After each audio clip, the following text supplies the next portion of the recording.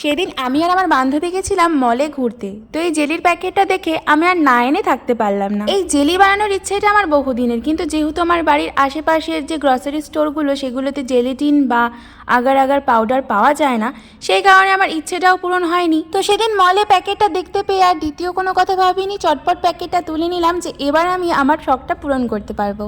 বাড়িতে নিয়ে আসার পর মা জিজ্ঞাসা করলে এটা কি জিনিস। আমি যখন বলি এটা জেলি, তখন আমাকে প্রশ্ন করে, মা তুই কি এখনো ছোট আছিস?